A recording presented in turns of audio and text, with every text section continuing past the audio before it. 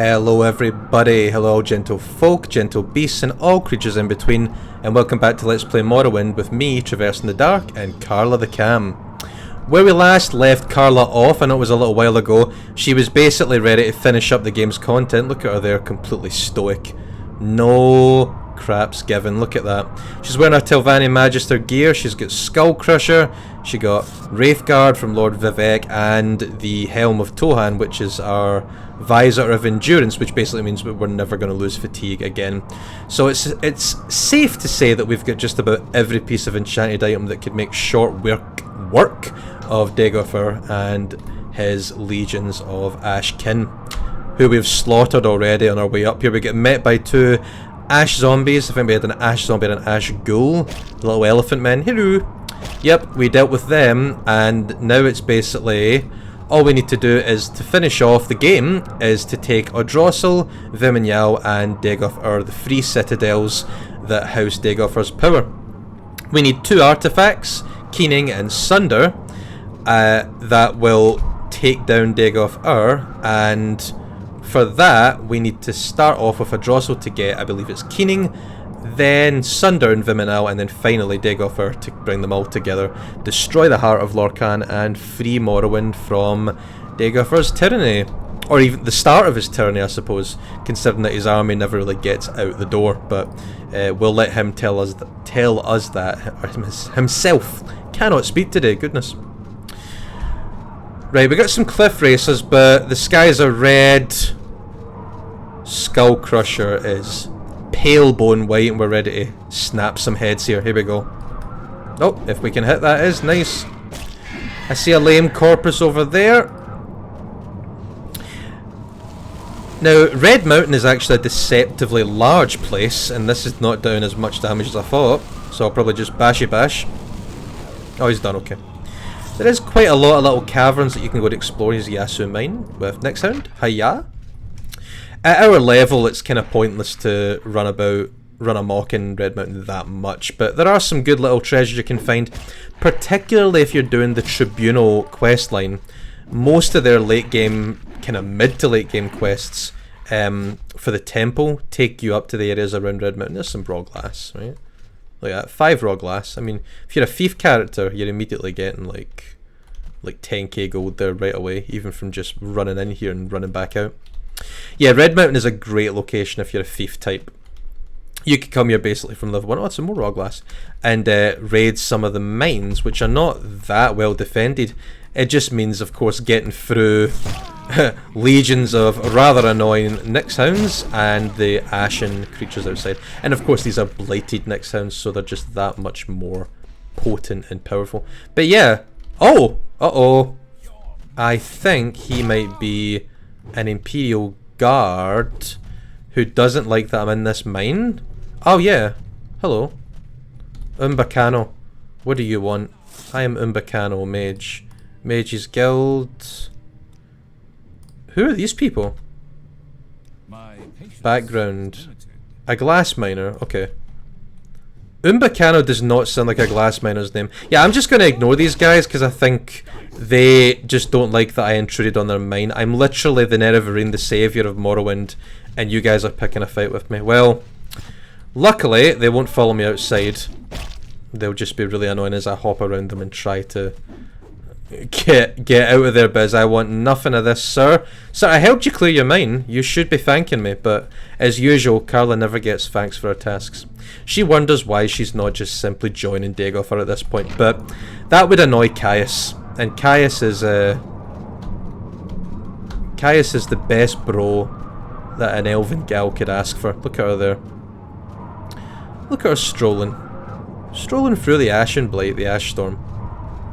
I don't want to make this anticlimactic, but oh, speaking in, there we go, there's something. Just because I don't want to make this too tongue-in-cheek, but if you're level 22, you're battle maging it up, Red Mountain's not going to be that much of a tough one for you, even though I upped the difficulty recently, because I thought things were getting a little bit too simple at this point. Usually when I get to like level 10, I'll up the difficulty by 5, 20, another 5, or maybe even 10. That's a Drossel. Flight path. Just to keep things fresh and interesting. Again, the point of this playthrough wasn't to go too OP, but you end up going OP in Morrowind no matter what, just by dint of having money and just by dint of exploring, which is something I love about it. I'm not a fan of leveled lists and leveled loot and stuff like that. It's partly why I never got that much into like Diablo. I respect it as a franchise, except for, well, with the way it's going right now, it's not exactly winning the hearts of its player base. Let's say that. But I like the atmosphere of Diablo 1 and 2. I never really got into 3. That was when it was becoming kind of console marketed, you know. And I'm not like huge PC master race or anything, but the modding scene in PC just makes, especially Bethesda games, just so much more worth it. I'm actually not going to use too much magic to deal with these guys, just because most of them have reflect, which is still a bit of a problem for me, except for when that happens. Boom. So you'll see when we go to get these artifacts, they are shielded by Dagoth Ur's most powerful kin. We've fought some of them before, but the big ones we are still to deal with. Oh, Golden Saint, here we go. Hello, miss. See if we can break our shield. I love doing that. Oh, I just absorb magic. Love it. Oh, down. Yep. Look at that. When you can knock down a Golden Saint, you know that you're at endgame. Oh, it's only an Orcish. I thought it might have been a Daedric Tower shield, which is so rare. Yeah, if you ever... I'm just dropping a couple of these things. I don't need them. If you're ever playing Morrowind and you come across a Daedric Tower shield, you have lucked out. And if you ever summon a Golden Saint with a Daedric Tower shield, you better believe that you should use a glitch to get it, because that is a challenge I haven't set myself before, is uncovering all the Daedric armor pieces. Ah, hello, sir. Ouch. Yeah, he still manages to hit like a truck. I am running a Beware the Sixth House mod, which makes these guys a little bit more powerful. This is... Whoa! Jeez. Where's my healing spell? That's Carlicopter. That is 100% not the spell that I need right now. Just gonna let my healing do its work. I might cast Sanctuary, just to kite this guy. This naked sorcerer that is bitch slapping me something awful. Hiya. Oh, look at that. Kiting, look at that. Come on, son. You ain't did nothing. No magic. No nothing. Dagoth Ur with a key. 6 house amulet of Heartfire, 20k. Gives us a bunch of stuff. Yeah, I'm taking it. They do really pour on the powerful enchantments in the endgame Morrowind. Oh, wow. Hello! I'm saying wow because this Atronach actually fell down, which would never happen in base game Morrowind, which is why I still love Open MW. Swimdwemer armor, ebony arrows, Carlian and archer, no real need. Dwarven crossbow. These would be good if I was early game, but again, like we've come to the point where we don't really need to bother with loot. Carla is basically just going through the motions of finishing up her quest. She's done. She's like, do you know what? I'm ready for bigger and better things. All these naked dead dreams. Look at these weapons. Again, if you're a thief and you come here, you've lucked out. Taking that. Thank you. Emeralds and rubies and diamonds and emeralds. Coins. Okay. I thought there was someone up here. And here's Keening. Hello. Your journal's been updated.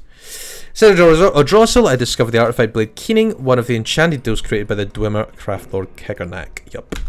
Awesome, and that is our first road on the path on the road to killing Dagoth Ur. Keening is quite a cool little weapon. Check it, very fast, very quick, and a unique design as well. I believe it also fortifies Magicka, yup, and attack and health. So yeah, a pretty good item overall. Perfect for a mage. I mean, you can basically just have this offhand and be casting magic, just because it gives you that Magicka buff. Yeah, really good weapon. Short blade as well, which is great for a mage. You want really fast, quick stabby stab strikes. So you've got a cool little holster. See, there you go. Might even see what it's like. What's Carla's short blade? 25. Short blade is awesome in Morrowind just because of pure DPS, and because of how quickly you can attack in first person. I mean, if you slap like an absorb health enchantment on a dagger and you're just continuously absorbing like 20 points of health with every hit, like no spell you make is as good as that, because of things like casting time, obviously. I believe the best short blade in the game is the Black Hand's Dagger, which you get on the final Morag Tong quest. Which, yeah, it has like a stupid enchantment, like absorb health 20 points for like 5 seconds or something like that. Come on. This guy likes to be annoying, but I like to absorb his magicka and reflect it too. Look at that. Boom, boom, bash, bash, bash, bash, boom, boom, boom, boom, bash, bash, boom, boom. Gotta cut that elephant snout. Oh, hiya, hiya. I'm actually surprised I managed to reflect his attack back on him. Oh, this big guy. I need Skull Crusher for this big guy. Okay, next step is Viminal. I can show you Dagoth Ur's Citadel, which is aptly named Dagoth Ur, of course. The pure egoism of a villain. I don't think I have Restore Magicka potions, but I might have a potion of Rising Force. Oh, do I really not? Oh, I do. Okay, cool. Yeah, it's weird to come to the end of the Morrowind Let's Play. Like, this has been a staple for like a year. A little bit on and off towards the end, but it's very, very cool to finally Let's Play this game, because it was a labour of love, really. After I did my video essay, I was like, right, I need to Let's Play it and just share a bit of my passion for the game, but also for people who haven't played Morrowind before, just show you exactly what makes this game the best in the Elder Scrolls series, which to me it always will be. I haven't played Oblivion in years, to be fair, so maybe I'd have more appreciation for Oblivion now, especially with things like mods and community made content, which I never really got to experience with Oblivion. But anyway, here's Dagoth Ur's Citadel. He's right in the centre of that little vortex. We will be coming back. If we go to fight him now, we basically can't hurt him. We're going to need the other artifact weapon from Viminal to have a chance of doing anything against him. And I think we can get that in this episode, and the next episode will basically just be finishing up the game. A few closing thoughts, a few parting gifts as well. Carla's been leaving y'all hanging for too long after all, of course. Hello, guy! Come on. You're down. You're down. Look at that. Look at that view distance. You can see... Oh, is that Aldrun? It is. Look at that. And in the distance there, I think you can even make out Caldera. That's so cool. I love that. Oh, hello! You're interrupting my nostalgia, Daedroth. Do you mind? I think he does. Let's take him down. Take him down to Chinatown. Bash. Bash. Shield ain't got nothing on Carla, because she is a lunatic. Thank you. Take your heart. Pet, pet, pet. Should be getting close.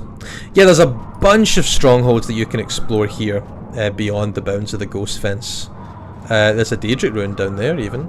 If I wanted to do some soul trapping shenanigans, I would jump down there, just for funsies. But I think over the ridge, yeah, that looks to be what I'm looking for. Again, temple quests will send you on all different crusades, mainly to find crusaders for the temple that have already died here and have powerful artifacts that have been left behind. Or those that have tried taking down Dagoth Ur and have failed. You're basically there to recover their bodies and their powerful weapons. Lots of cool stuff. Okay, I think I'm just coming up on Viminal, which has got, funnily enough, an artifact that will become our main weapon for the last, like, maybe 30 minutes of the game. It's funny to get Skull Crusher and then to immediately get something better, but those of you that have played the game before know exactly what I'm talking about. It just happens to be a hammer that is even bashier than this. And is faster, which is why I have always seen it as a straight upgrade to Sunder whenever I play Morrowind. I know Sunder gives you a feather enchant for if I attack, but Again, Morrowind is mainly about DPS when it comes to melee weapons. Hello! Hiya! You ain't nothing, son. Carla just mowing down legions of monsters. Blunt weapon skill increased, don't even need it. Taking them down. And here we go. Some respite from the Blightstorm. Veminyal. Fortress. Hello! Goodbye! Unarmored? Huh. Who knew? Oh, hi, big guy. I was waiting for one of you guys. The Ascended Sleeper. Hope he doesn't melee me, because I think he could still hurt me plenty. So creepy.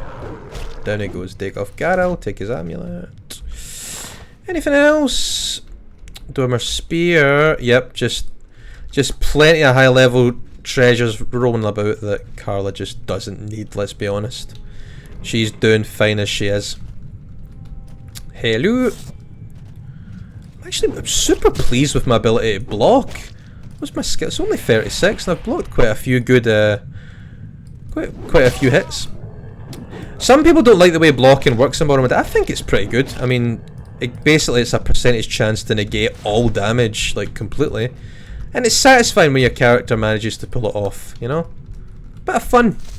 Makes combat feel that little bit more dynamic. I know that people tend to dunk on Morrowind's combat for being a little bit static, but you know, it's got elements of that. It's the animations that date it, really. Oh, I thought he was down there. Hello again, my friend. Goodbye. Grandmaster, thank you. Some nice potions. Yes, yes, yes. Oh, yep, nice. I had a friend in high school that used to always call potions potients, and I've just never been able to get over it. We were playing, I always remember, we were playing possibly the worst RPG ever. The best worst RPG ever made, Two Worlds. If you've ever played Two Worlds, if you've never played it, look up a Let's Play of it. But look up one that doesn't take the game seriously, because it's an absolute joke of a game.